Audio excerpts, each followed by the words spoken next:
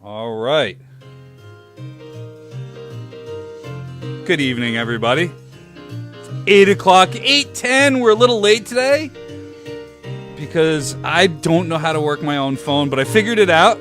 It's very important that we play this theme music, you know? We went through a lot of trouble to download it for free off the internet. This is open source stuff, I think. I think that's where we got it from.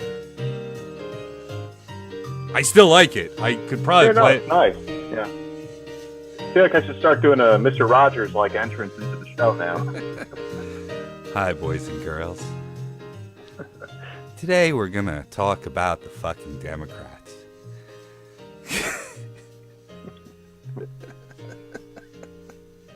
So it is What the Fuck with Pat and Brian. Pat and I agreed a little bit on a bit of a rebranding, right? Pat, we should let everybody know we were What the Fuck is going on in Trenton.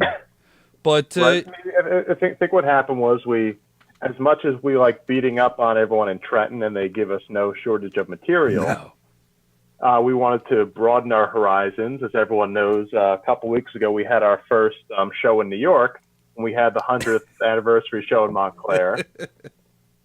And we had so much fun doing that. We blasted New York politics a little bit. So we're broadening our horizon, and we're going to be talking What the Fuck about all sorts of things. Anywhere from the Atlantic Ocean to the Delaware River, which is where the known universe ends. Yeah, I mean, it's all going to be New Jersey one day. So we will have. I'm sure we'll venture even a little further out. We've taken, but you know, we will be Jersey focused, of course, because that's where we're from. I mean, and that's where we do our thing. You know, but you know, it opens up, I think, a little more creative possibilities for us. So, and of course, you can sponsor WTF. We just launched these mugs here. They've got Pat's beautiful. head, I got the original on there. I got Pat, and this is the WTF mug. You get with Pat and my head on it. And if you're listening to this on a podcast, of course, you don't know what we're doing. But we're holding coffee mugs, is what we're doing, and they're awesome. You don't have to. You don't have to just put coffee in them. No. Put any sort of liquid. I've got whiskey in mine right now. Nice. And it's great because if you want to look professional at work, you know, but you want to get drunk, you just put whiskey in it. And this probably isn't the right mug to look professional anywhere, but it's a nice mug. It probably will stimulate some conversation, whether you're drinking out of our heads or whether you're drinking out of a mug that says capitalist tears on it. Yeah. Not recommended for any sort of customer service role. No, or like your first day at a bank. Probably not the best image, but good image for us. Now, so Pat, we're going to talk about what the fuck is going on, but the first one, even though we said we're going to get away from just what the fuck is going on, is about Trenton, really, and it's a great thing. The Democrats promised. As of tomorrow, today is October 28th, right? They said by October 29th, they were going to get the bill in to legalize marijuana. So for our next fundraiser, right, I'm going to get a lot of snacks, right? And I'm going to get maybe some bongs. We'll find out. I don't know where you're going to be able to smoke. But no, check this out. It's going to be legal because they told us tomorrow they're going to put a bill in. They're going to make it legal. So we're going to have a little fundraiser. We need to raise money here. We're selling mugs. They're doing okay. You know, we need a few more, but we could make bongs. What the fuck, bongs? So it's really going to be a great thing that legal weed is coming to the New Jersey, the great nation of New Jersey tomorrow, right? Maybe the end of the year. Wait, what? Wait. Yeah, No. No. Steve Sweeney and Nick Scutari and all the senators, they went to Colorado to study this last year, if you'll remember. I don't know if they spent... I don't think they spent taxpayer money, so I won't say that. But they did go there to study it. I really like to see pictures or video of them studying it. If they studied it in the way I'm hoping they studied it, that's got to be the best. They could have studied it with me right here in New Jersey, really, but they decided to go to Colorado. Whatever. Okay, they studied it there. No. First it was the end of September. Yeah. And these dates are being pumped up by Sweeney and Murphy's just sort of shrugging his shoulders and saying, "Yeah, we can do that." Yeah. So the first one was the end of September. Steve Sweeney got a good habit of that. Yeah, he does. Oh yeah, we'll get the votes. So first was the end of September. Obviously, that didn't happen. Right. And then it was end of October, and Sweeney specifically said December 29th. Yeah, I'm sorry, October 29th, which is tomorrow. It's not going to happen. And now they're saying the end of the year. and the whole time Murphy's just, yeah, we can do that. It's such... It's frustrating because they did make it seem easy. What exactly is the holdup with the legislative process here? The main holdup, at least the one that they're focusing on, is how much they want to tax it. Because this is New Jersey, and if we tax something, we're going to tax the hell out of it. So Murphy came out of the gate saying that he wanted a 25% excise tax. 25%. I mean, our sales tax is was it 6.8 something? Yeah. Percent. No, we're going to slap a 25% tax on marijuana, and of course Sweeney and the legislature weren't a fan of that. So the latest bill that they're talking about now would be for a 12% excise tax, and then on top of that, it would allow municipalities to add an extra 2% and cut out a little piece for themselves. So in practice, it'd be 14%. It's and this is not a decriminalization. They're still not talking about home grow, right? No. This is just for retail sale. This isn't for growing it yourself. As far as I know, that's still illegal in this bill. Right. Because you can't tax that. And if you can't tax that, they'd rather you not do it. It sounds to me like they're arguing, and I guess the tax argument is there, but they're also arguing over, I guess, who can sell it. Why are we arguing over this? Why can't we just let it be? We already have a sales tax in place. Just decriminalize it. Just legalize it. Because they don't know how to do something. I mean, look at what they do with alcohol licenses. The amount of money that people... How much does an alcohol license cost? I don't even know. I mean, you read articles, restaurant goes out of business, someone buys the liquor license, they spend hundreds of thousands of dollars, if not more, just to get the fucking piece of paper saying they can sell this. It seems like that's exactly what they're trying to do with, maybe not to that extreme, but that mentality is what they're trying to apply to recreational marijuana. Right. It's just more hesitating on their part. The $15 an hour minimum wage. Hesitating. It's Sweeney versus Murphy round whatever, where they're both blaming each other for why it hasn't passed or hasn't come to a vote. Right. Sweeney's blaming Murphy for not helping him collect votes. Murphy's blaming Sweeney for not asking him to help him to collect votes. Mm-hmm. It's not even. I mean, at least with the budget issue earlier in the year, they were on opposite ends. This one, they at least seem to be somewhat on the same page, or at least in the same chapter. So but even on something where they have some kind of agreement, they're still fighting each other. They can't get anything done.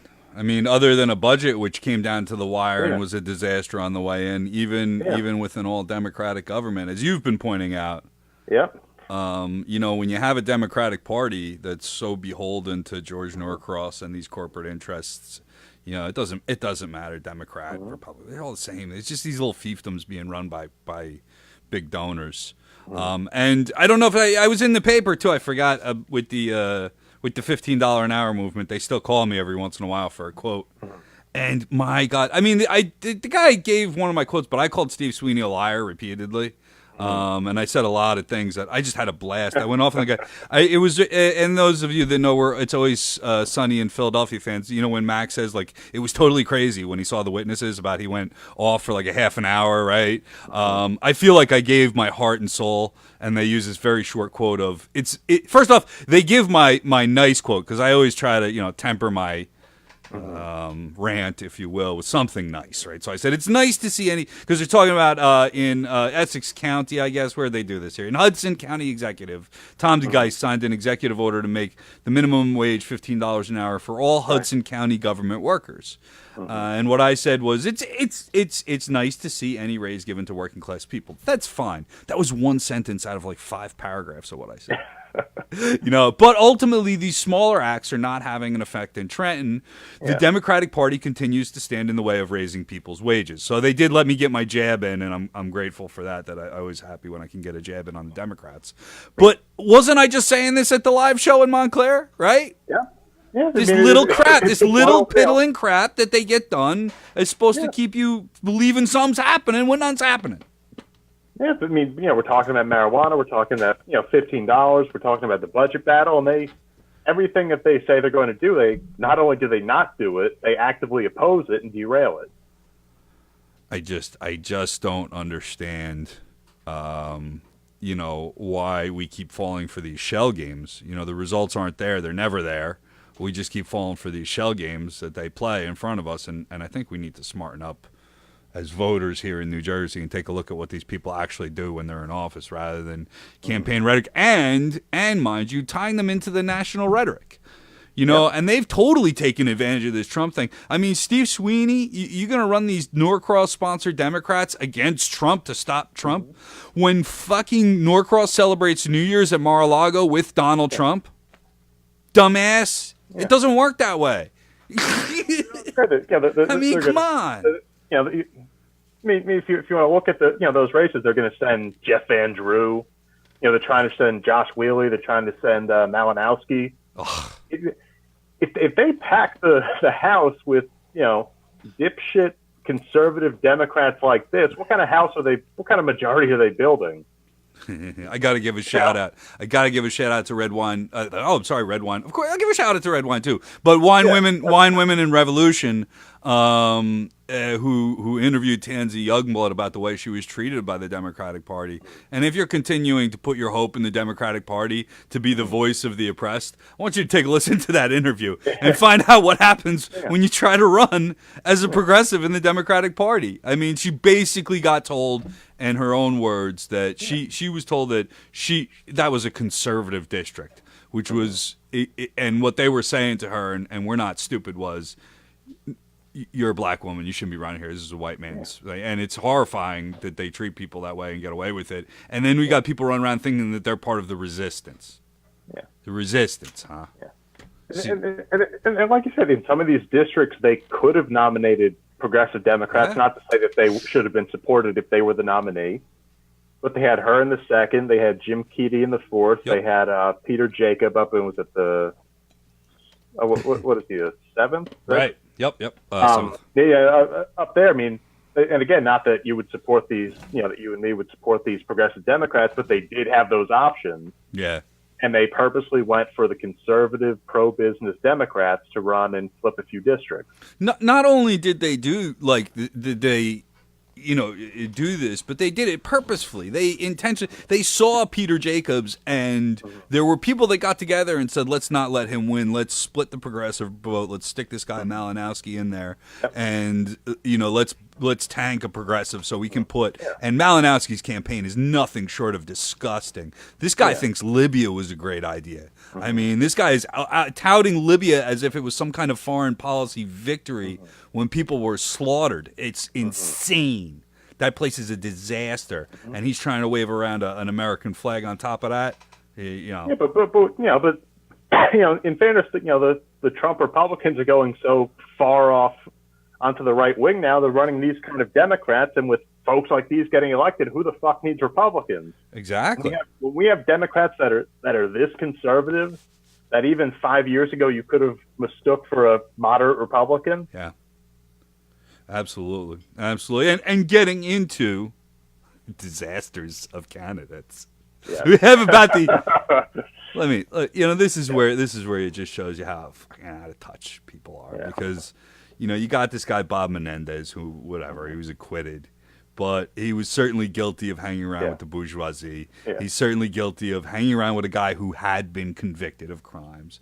Yeah. He's certainly guilty of doing that guy some favors. But, okay, so he didn't commit a crime because all that crap is legal and bribery is legal in this country now. So whatever. I gotta get some friends like that. I don't know what I'm doing. Yeah. But I've got to get a friend who gives me private jet rides and vacations and shit like that. You not me, dude. You're hanging out with the You can hook me up with a free mug, maybe. Sell a lot of mugs before I could get you one of those, man. But you know, I mean, really, I mean, anybody with a half a brain. Did you hear him in the debate?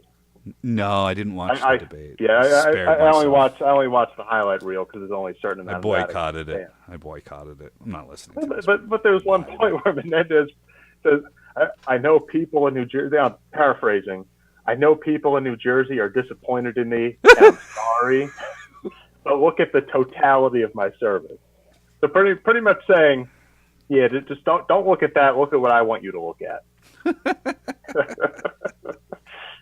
It's so disconnected because and that's just him finally feeling some of the backlash. Yeah, because I mean, when he was on trial, people were like, "What the hell are you doing? Get out!" We're less than 2 weeks out from the election. It's about time that he realized something was wrong. His poll numbers have sucked for the past few months.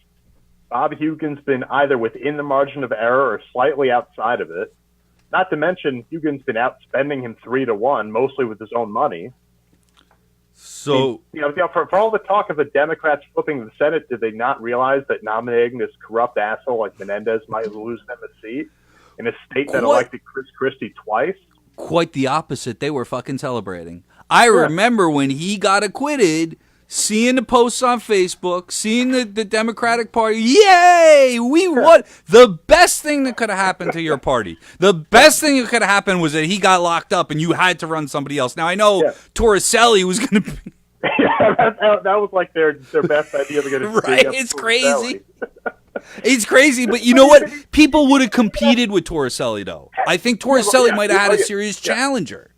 Even if he was acquitted, like you said, Torricelli, Steve Phillips, who has been wanting to run for statewide office for years now. Pallone, Norcross, and any of the Democrat congressmen that have wanted to step up. Sweeney want to go to Sweeney would love to go to the Senate, I'm sure. Yeah, Sweeney would be able.